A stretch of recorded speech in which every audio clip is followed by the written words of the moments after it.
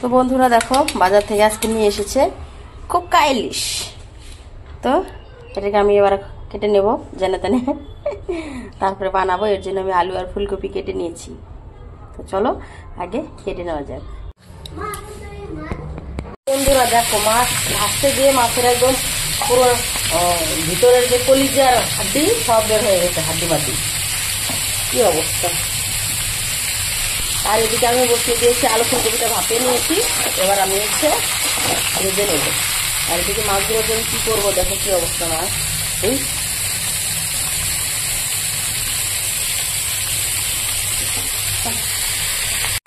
তো বন্ধুরা আমার সবজি কষানো হয়ে গেছে।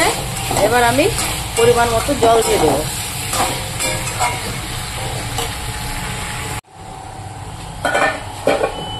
তো দেখো তরকারিতে জল দিয়ে দিয়েছি, টকবক টকবক করছে।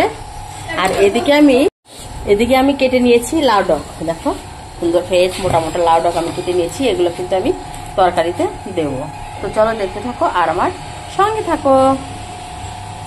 তো এবার আমি ধুয়ে রাখা শাকগুলো দিয়ে দেবো। শাক তো নেই, দু একটা আছে পাতা, আর আছে এই যে ডোকাগুলো খেতে কিন্তু আমার বেশ লাগে, ওর জন্য আমি দিয়েছি। ঠিক আছে, তো বন্ধুরা হয়ে গেছে, লাউ ডগটা সেদ্ধ হয়ে গেছে। এবার আমি ভেজে রাখা মাছগুলোকে দিয়ে দেবো। এবার নাড়াচাড়া করে দেবো।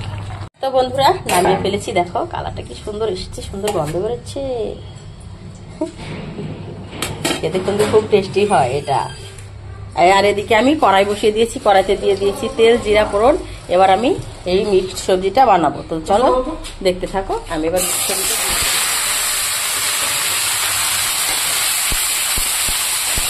এখানে পরিমাণ মতো লবণ আর হলুদ অ্যাড করবো।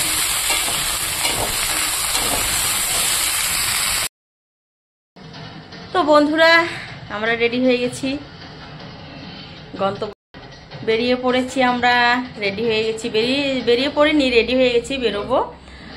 তো চলো স্টেশনে গিয়ে তোমাদের সঙ্গে দেখা হচ্ছে।